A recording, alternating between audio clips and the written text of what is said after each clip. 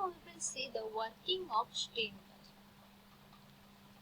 As the workpiece undergoes change in its shape due to the external loading, the resistance of strain gauge element changes, and this change in resistor will be detected by a Wheatstone bridge, and the relation for that Wheatstone bridge is R2 by R1 equal to Rx by R3, where R1 and R3 are two constant resistors.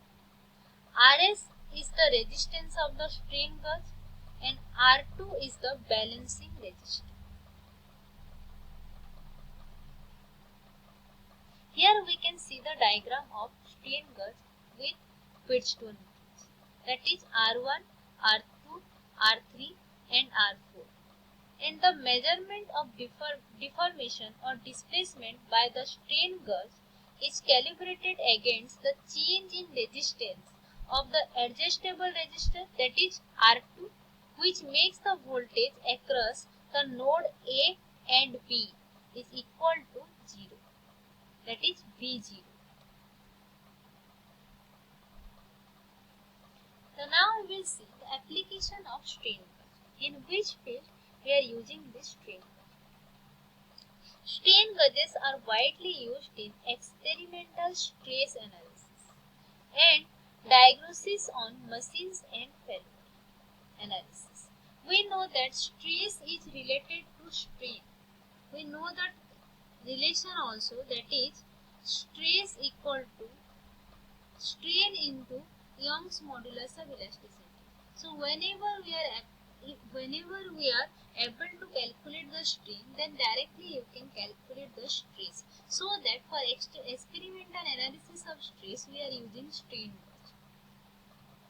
They are basically used for multi-axial stress fatigue testing, then proof testing, residual stress and vibration measurement, torque measurement, bending and deflection measurement, compression and tension measurement, and strain measurement.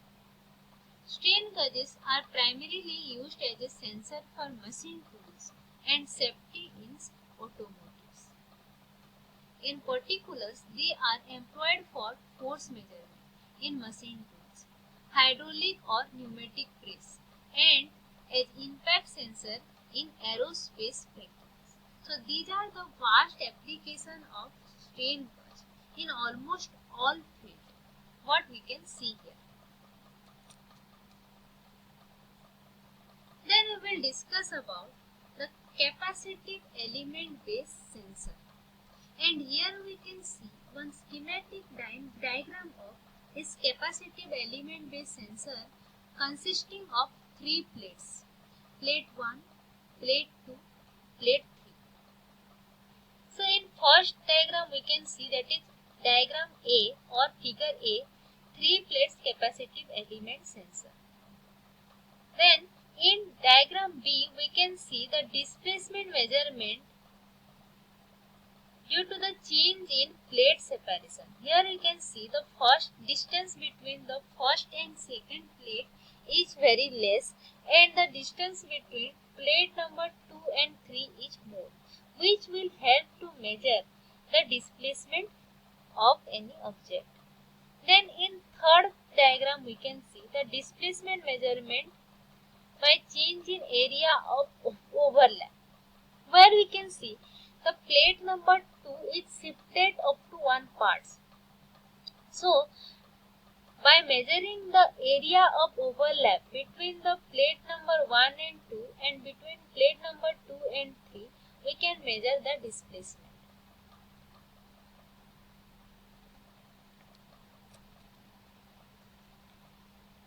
The capacitance C of parallel plate capacitor is given by, that is C equal to epsilon R into epsilon 0 into A by D, where epsilon R is the relative permittivity of the dielectric between the plates. Epsilon 0 is permittivity of free space. A is the area of overlap between two plates and D is the plate separation. or distance between the plate. As the central plate moves near to the top plate or bottom on due to the movement of the element or workpiece of which displacement is to be measured, the separation between the plate changes.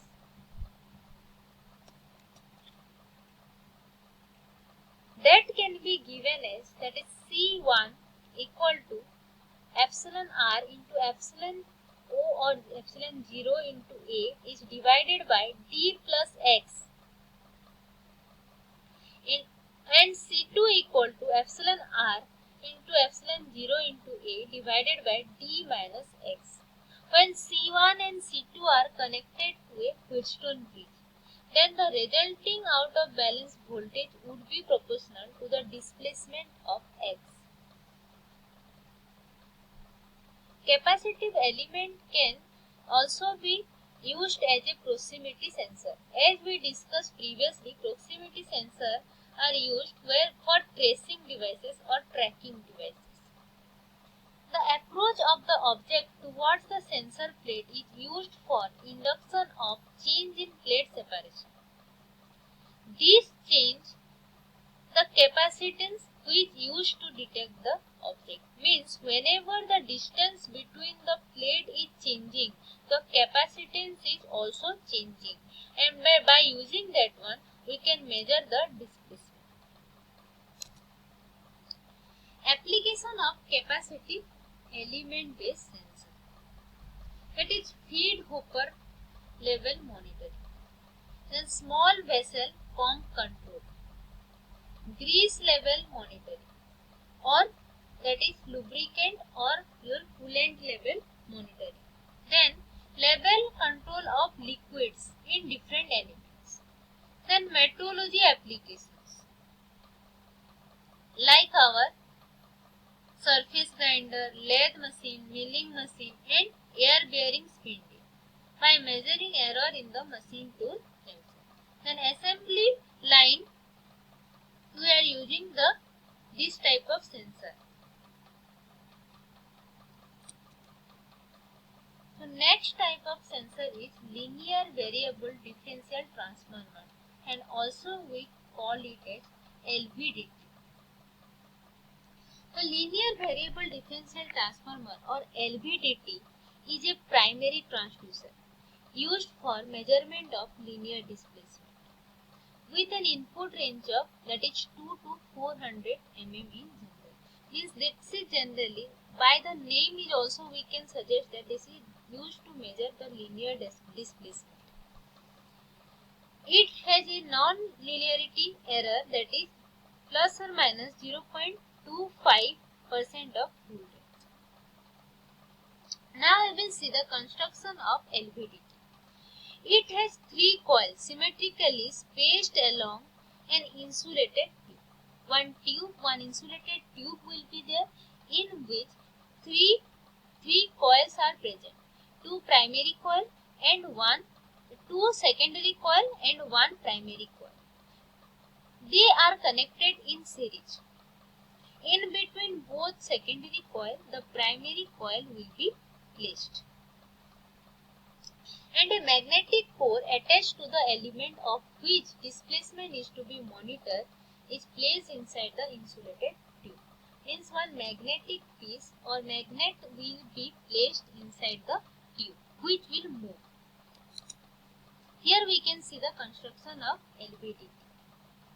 So there are 3 windings present inside this tube connected in series. 2 secondary coil are there, 1 primary coil are there. The primary coil will be fitted in between the 2 secondary coil. One core or one magnetic core is present at the middle, which will move from one position to another position, and that is connected to a spring, and all these things are kept inside a insulated tube, and that tube is connected to a shaft, and that shaft will touch to the object whose displacement is to be measured.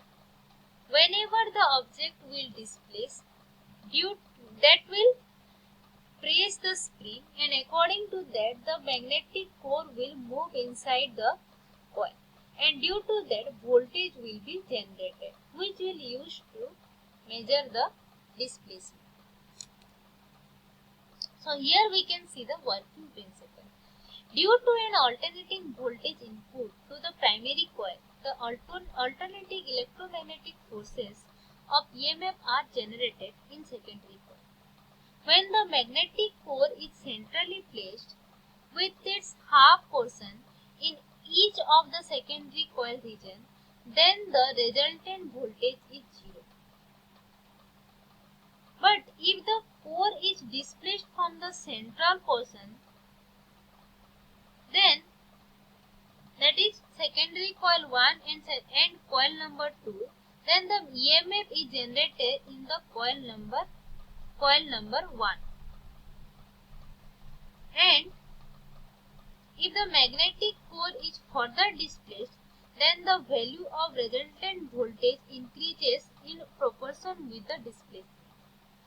With the help of the signal processing device such as a low pass filter and demulator, precise displacement can be measured by using LVDT sensor. Here we can see the working principle. So, in first diagram we can see the position of the core or armature between the primary, that is in between the primary and secondary coil. Then in second diagram we can see the next position of the core, that is shifted upward. And in the last diagram we can see the position of the core, that is shifted backward or downward. LVDT exhibit good repeatability and reproducibility. It means whenever you will take different number of readings, then the output what we will get, that is quite similar for each reading. It is generally used as an absolute position sensor. Since there is no contact or sliding between the constituent elements of the sensor, it is highly reliable.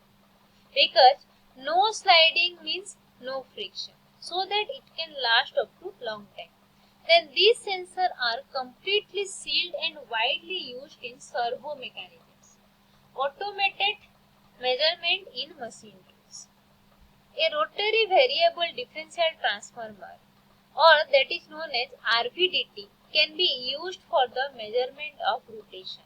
LVDT used for the linear displacement measurement, and RVDT is used for the rotational displacement